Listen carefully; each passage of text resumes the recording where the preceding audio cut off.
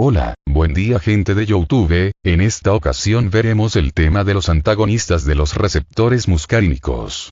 Para aquellos que están estudiando la carrera de medicina. Comencemos. Advertencia. La medicina es una ciencia que está en constante desarrollo. Por lo tanto, en el transcurso del tiempo ocurrirán cambios en los esquemas de dosificación de los medicamentos. Por consiguiente, la información aquí presentada es solamente una guía para el interesado sobre el tema. Deberá considerarse solamente un apoyo y no una verdad absoluta o ley. Se recomienda consultar los tratados y la literatura necesaria para comprender mejor el tema. Ahora, esta clase de fármacos actúan del siguiente modo. Impiden la unión de la acetilcolina con su receptor. Además, producen un ligero bloqueo de los receptores nicotínicos. Los antagonistas tipo amonio cuaternario tienen mayor actividad para bloquear receptores nicotínicos. Dentro del grupo de los antagonistas de los receptores muscarínicos están los alcaloides naturales como son la atropina y la escopolamina, derivados semisintéticos, así como también derivados sintéticos. Ante la administración de esta clase de fármacos, el orden de aparición de los efectos farmacológicos de estos es el siguiente. Glándulas salivales, bronquiales y sudoríparas. Músculo liso vascular y sistema de conducción cardíaco. Músculo liso ocular, tubo digestivo y vías urinarias. Finalmente glándulas de secreción gástrica y receptores en ganglios vegetativos. Ahora veremos la clasificación y las características químicas de estos compuestos. Los antagonistas los podemos clasificar según su origen, según su estructura química y según su selectividad por los receptores muscarínicos. De acuerdo a su origen los clasificamos en naturales y en sintéticos o semisintéticos. Dentro de los naturales tenemos a la atropina y la escopolamina, los cuales son alcaloides naturales, ésteres del ácido trópico y de una base nitrogenada terciaria. Dentro de los sintéticos o semisintéticos tenemos los siguientes. Omatropina, metaescopolamina, butilescopolamina, ortilonio, primaverio, ipratropio, tiotropio, tropicamida, benzotropina, diciclomina, tolterodina, pirenzepina, telenzepina, tripitamina y darifenacina. Ahora bien, de acuerdo a la estructura química, tenemos los de estructura terciaria y los de estructura cuaternaria.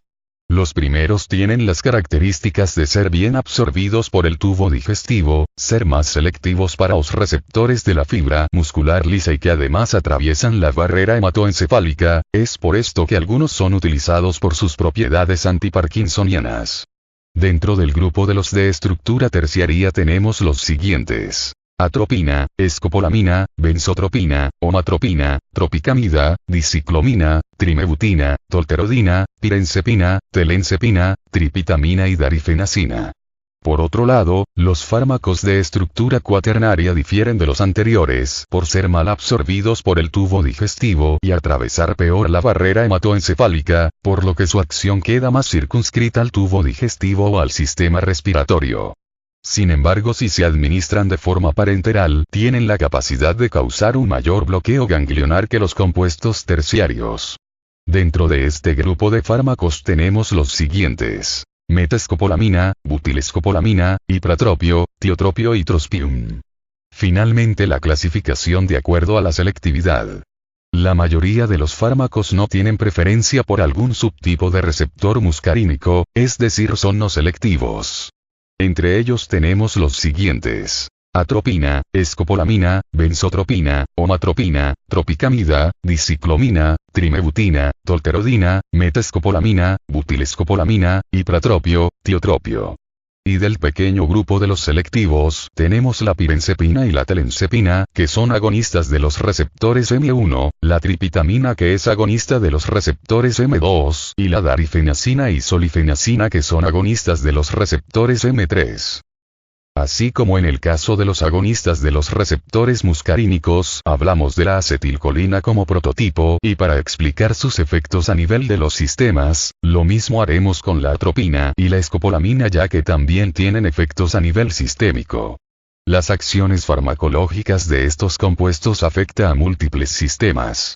El primer sistema que veremos es el tubo digestivo produciendo sequedad de boca, esto por bloquear los receptores M3, también causan inhibición de la influencia neurógena vagal de la secreción gástrica.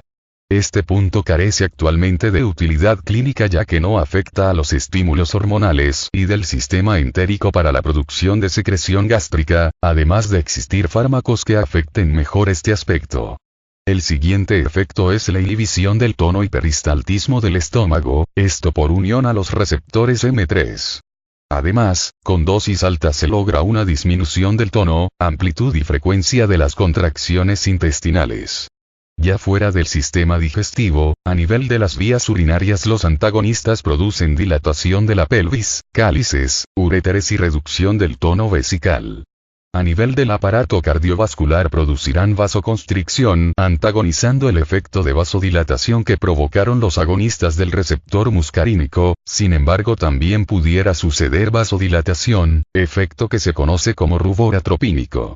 En el corazón produciría un aumento del automatismo del nódulo sinusal y velocidad de conducción avenida, un aumento de la frecuencia cardíaca y acortamiento del intervalo PR del electrocardiograma. Estos efectos resultan benéficos para el tratamiento de la fibrilación auricular, así como del infarto agudo de miocardio con bradicardia sinusal o bloqueo auriculoventricular. En el sistema ocular se produce midriasis y ciclopegía. Además de poder producirse síntomas como visión borrosa, fotofobia y una disminución de la respuesta pupilar a la luz. La afección a las glándulas secretoras incluye el bloqueo de la sudoración y una inhibición parcial de la secreción lagrimal. En el sistema respiratorio se reduce la secreción de las glándulas mucosas y relajación de la musculatura bronquial. El primer punto es muy útil en la medicación preanestésica, donde se utiliza atropina con el fin de evitar laringoespasmo. Los fármacos aquí actúan sobre los receptores M3. Finalmente, a nivel del sistema central, tenemos que la atropina a dosis habituales produce enlentecimiento del patrón electroencefálico. Y que a dosis más elevadas produce excitación central, nerviosismo, irritabilidad, desorientación, alucinaciones y delirio. Por su parte, dosis habituales de escopolamina producen somnolencia, euforía y amnesia. A veces provoca un fenómeno contrario de excitación, desasosiego e incluso delirio, con movimientos estereotipados. Ambos fármacos producen afección de los procesos de memoria por la unión a los receptores M1 que están involucrados en los procesos cognitivos. Este efecto es visto principalmente en los ancianos, debido a que por lo general están bajo medicación por antihistamínicos, neurolépticos clásicos o antidepresivos tricíclicos, todos ellos con cierta actividad antimuscarínica.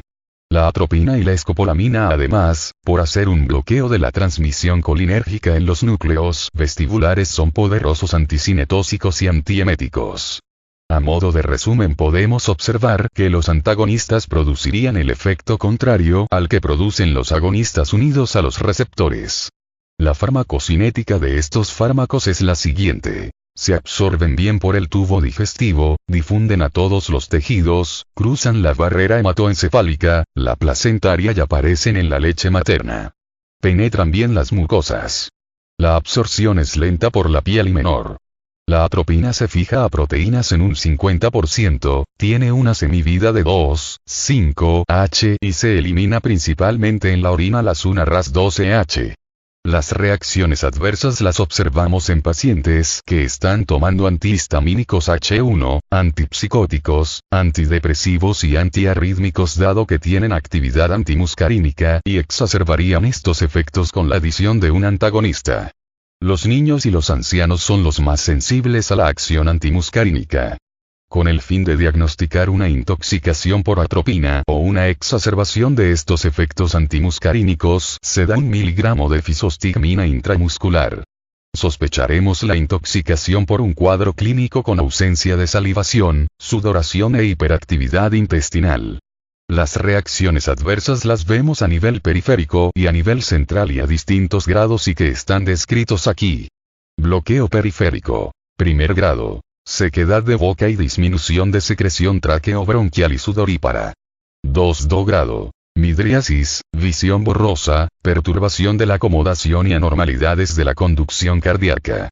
Tercer grado. Retención urinaria y leodinámico. Bloqueo central. Primer grado. Cambios de humor, ataxia y alteraciones de la marcha. 2. grado. distracciones, acortamiento del tiempo de atención y alteraciones de la memoria. Tercer grado. Desorientación, fabulación y alucinaciones. Un punto interesante es que 10 mg de atropina para un niño son mortales. El tratamiento para estos pacientes consiste en lavados gástricos y uso de anticolinestéricos que penetren bien la barrera hematoencefálica. El de elección es la fisostigmina intravenosa de 1 a 4 miligramos, 0,5 miligramos en niños, repitiendo cada 1 a 2 horas, y si hay agitación intensa usar diazepam. Ahora veremos las acciones de los antagonistas sintéticos y semisintéticos. Hipratropio y tiotropio. El tiotropio parece tener cierta selectividad por el bloqueo de los receptores M1 y M3, y tiene una duración de acción más larga que el hipratropio. La administración por inhalación hace que sus acciones queden confinadas, casi exclusivamente, en las vías respiratorias, donde produce una broncodilatación sostenida a cuya intensidad depende del componente colinérgico de la broncoconstricción. Estas características hacen que se administren junto con agonistas beta-2 adrenérgicos en el tratamiento del asma. Además, como apenas se inhiben el aclaramiento mucociliar, también resultan útiles para el tratamiento de la enfermedad pulmonar obstructiva crónica.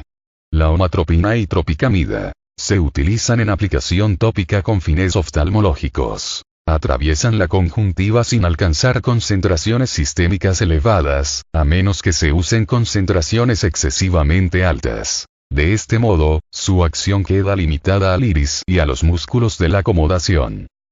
La diciclomina. Por su capacidad de relajar la fibra muscular lisa, la diciclomina se puede emplear con fines espasmolíticos. A la acción estricta antimuscarínica suma una acción relajante directa. Metilescopolamina y butilbromuro de escopolamina, derivados de la escopolamina. Se caracterizan por presentar menor absorción intestinal, escasa penetración en el SNC y una acción mixta de bloqueo de receptores muscarínicos y nicotínicos. Consiguen una acción más selectiva en el tubo digestivo, incluida la acción antisecretora gástrica, pero con la contrapartida de producir, a dosis altas y por vía parenteral, mayor grado de hipotensión postural, impotencia y, en casos de intoxicación grave, parálisis muscular. En cambio, no producen signos de intoxicación atropínica de carácter neurológico. La tolterodina es una amina terciaria sintética que muestra una buena relación entre actividad y efectos secundarios en el tratamiento de la vejiga hiperactiva. El trospium se absorbe mal por vía oral. El pico plasmático ocurre entre las 4 y las 6 horas. El 80% del fármaco se excreta por heces como principio activo. No atraviesa la barrera hematoencefálica, por lo que no posee efectos secundarios a dicho nivel. Los efectos adversos más comunes son sequedad de boca y estreñimiento. Oxibutina. Es uno de los fármacos de elección en el tratamiento de la vejiga hiperactiva. Se utiliza en forma de liberación sostenida mediante parches dérmicos, que son tan eficaces como las formas de liberación inmediata, aunque presentan menos efectos secundarios. De los antagonistas selectivos tenemos la pirenzepina, que bloquea la secreción gástrica sin modificar la frecuencia cardíaca. La telenzepina, que es un derivado de esta con 4 a 10 veces más potencia. La darifenacina, que es bastante eficaz en el tratamiento de la vejiga hiperactiva y presenta pocos efectos secundarios. Causa menos sequedad de boca que la oxibutinina y la incidencia de estreñimiento, aunque significativa, raramente causa suspensión del tratamiento.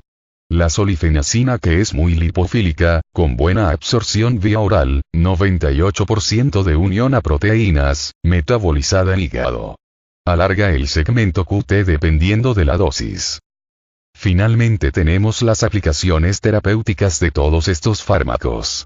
Primero, bloqueo de la hiperactividad parasimpática. Cuando aparecen signos de hiperactividad parasimpática o se prevé su aparición como resultado de ciertas manipulaciones o intervenciones instrumentales, suele utilizarse el sulfato de atropina, a la dosis de 0,5,1 miligramos por vía parenteral, o la escopolamina a la dosis de 0,300 minutos, 6 segundos miligramos. De este modo se evitan reflejos cardiovasculares vagales, hipersecreción tráqueo-bronquial, salival y lagrimal, broncoconstricción, etc. Situaciones de hiperactividad gastrointestinal. En general, su eficacia es limitada y se asocian a espasmolíticos de acción directa, se usan en situaciones de espasmo agudo, cólicos, en el colon irritable y en situaciones de diarrea incoercible. Vejiga hiperactiva. Enfermedad, presente en el 17% de la población mayor de 40 años, que se caracteriza por un incremento en la frecuencia y urgencia en las micciones, así como, en ciertos casos, incontinencia vesical. Se cree que se debe a la presencia de contracciones durante la fase de llenado de la vejiga. Para el tratamiento de esta enfermedad, en la actualidad se utilizan tanto oxibutinina como tolterodina, que han mostrado una eficacia equivalente. A estos fármacos se han unido recientemente otros, darifenacina, solifenacina y trospium, que son igual de eficaces y tienen menos efectos secundarios. Anestesia. Ya mencionamos los usos de la atropina en la medicación preanestésica. En aplicaciones oftálmicas. Con el fin de producir midriasis, cicloplejía o ambos efectos. La cicloplejía requiere dosis mayores que la midriasis. Se emplean en el tratamiento de iritis aguda, iridociclitis y queratitis, y para permitir la exploración de la retina y el fondo de ojo. En ocasiones se utilizan de forma alterna con agentes mióticos para desbridar o evitar la aparición de adherencias entre el iris y el cristalino. En la enfermedad cardiovascular se administra atropina con el fin de prevenir reflejos vagales, bradicardia sinusal o bloqueo avenida DAR 0,2. A 0,4 miligramos intravenoso y de no hacer efecto repetir la dosis. Enfermedades de ganglios basales y parkinsonismo iatrógeno. Cinetosis. Los mareos y vómitos debidos al movimiento y a otras alteraciones vestibulares son unas de las indicaciones más frecuentes. Finalmente, en la enfermedad respiratoria, tiene una doble finalidad: reducir secreciones y relajar la broncoconstricción. La reducción de las secreciones de fosas nasales, faringe y vías respiratorias es un tratamiento sintomático particularmente útil en infecciones víricas y bacterianas de las vías respiratorias. De hecho, muchos de los antihistamínicos utilizados en el tratamiento sintomático de las afecciones catarrales deben su eficacia a la acción atropínica que también poseen. Y hasta aquí terminamos el tema, espero que les haya gustado, comenten, denle like y suscríbanse, hasta pronto.